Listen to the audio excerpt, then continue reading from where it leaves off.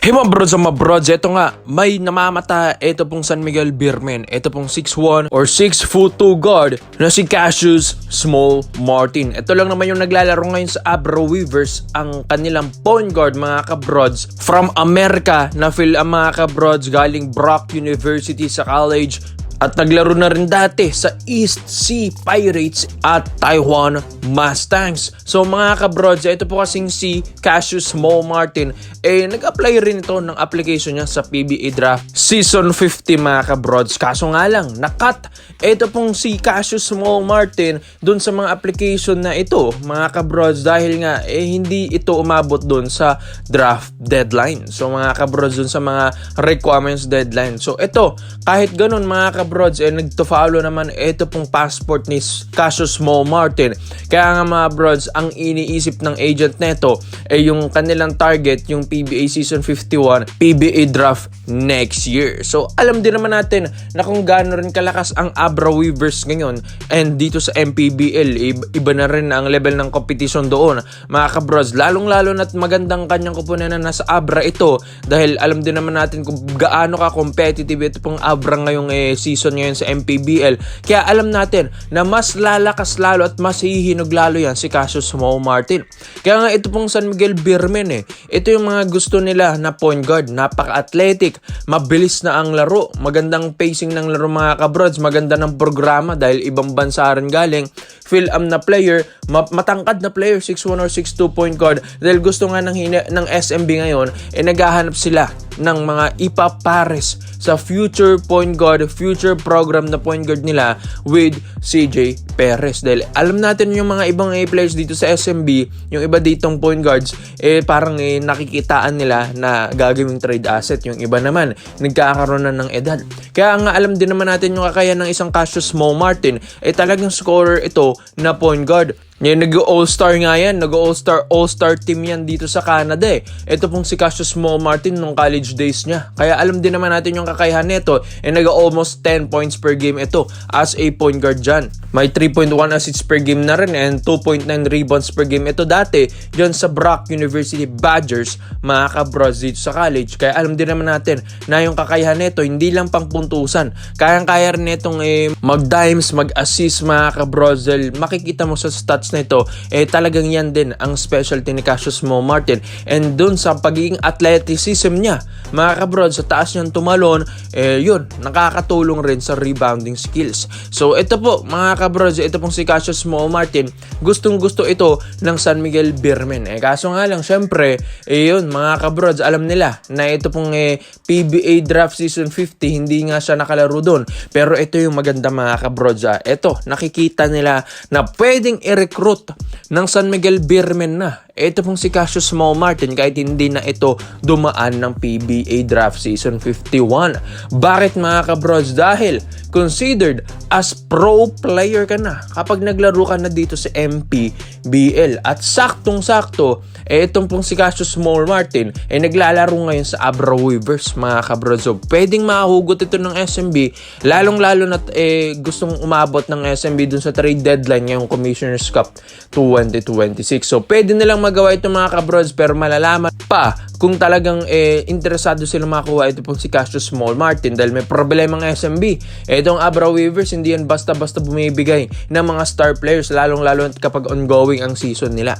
Kaya sa tingin nyo mga kabrods, tiba-tiba bang SMB pag nakuha nila at ma-push nila si Cassius Small Martin bago mag-playoffs round? Kaya komento mo naman nyo dito mga brods at isa-isa natin yan.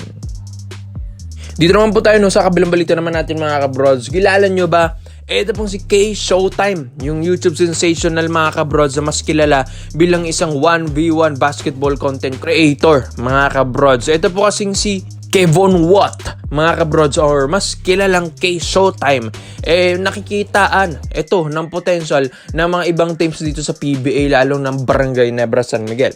Alam din naman natin na malabo mga kabrods, hindi pa nga nagpo-pro ito pong si Kevon Watt na itong si K Showtime, dahil nga sa mga pinapakita na itong highlights, 1v1 basketball, maski nga yung mga ibang talagang mataas na player tinatalo na ito ni Kevon Watt maski sa ibang bansa. Ang dami, Asia, Amerika, yung mga dinadayo na ito, talaga makikita mo mga kabros na may potential. Ito pong si Kevon Watt na ito, maski nga 5v5 basketball league talagang makikita mo na may potential din. Ang kaso nga lang, hindi ito naka-receive ng mga college offers sa Amerika, mga kabrods. Bakit? Dahil sa kanyang discipline issue.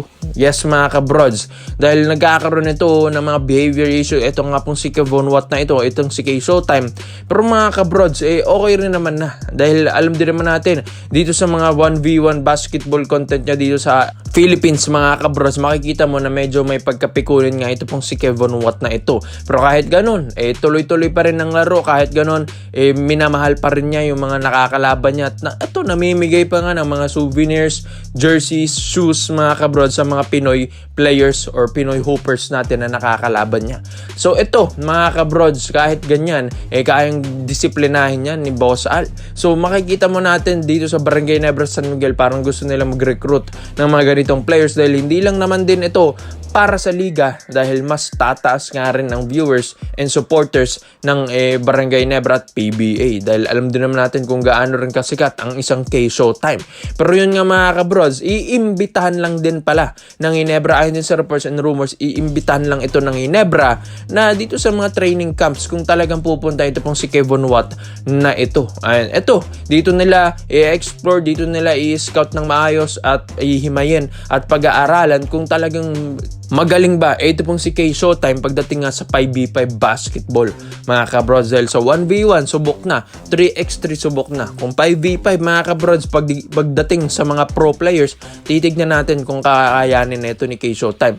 Doon makikita mo, athletic din na player, magaling sa handles talaga. Makikita mo, shifty point guard na ito, 6 flat na point guard mga kabrods nga pala itong si K Showtime, 6 or 6'1" na point guard, plus 24 years old lang. Kaya nga gustong-gusto ito ng Ginebra dahil 24, yes, 24 anyos lang itong si K Showtime. Dahil mga kabrods, batang-bata pa. Yes, September 2001 lang ito pong pinanganak itong si K Showtime, itong si Kevon Watt, mga kabrods. Kaya makikita ng Ginebra kung talagang deserve ni K Showtime ito pong mga spot slot dito sa PBA, mga kabrods, malalaman yan. Dahil kung hindi man, mga kabrods, okay lang, pwede niyang ituloy yung mga basketball content. Pero kung okay, mga kabrods, kung umokay siya sa Ginebra, ang advice ng Ginebra, maglaro muna siya sa MPBL. Dahil hindi naman ito pwedeng basta-bastang makuha ng Ginebra dahil hindi pa nga ito naglalaro ng pro. Maski nga college, hindi pa ito natatapos ng college dahil wala pang offer sa kanya. Dahil mas magandang at mag-MPBL muna siya, mga kabrods, para masubukan ng talento nito. Once na mag-MPBL ka na, considered as pro player ka na, at dito ka na, i-recruit ng Ginebra. Yes, mga bros, kahit di ka na dumaan ng PBA draft. Pero yun nga, sa kanyang citizenship, dito lang ito mahihirapan. Dahil hindi nga ito mako-considered as local dahil wala nga itong dugong Pinoy. Pero malalaman mga kabros dahil may mga residency rin naman dito sa atin, sa Pinas. At kung maasikaso ito. Pero ikaw, sa tingin nyo mga kabros, babagay ba at gusto nyo bang makita ang isang K Showtime or Kevon Watt sa isang pro league dito sa atin sa Pinas? Kaya komento mo lang pin mo dito mga bros at iisa-isa natin yan. Salamat po sa panonood mga bros. This is Basketball Trade-Ups lang. I'm out.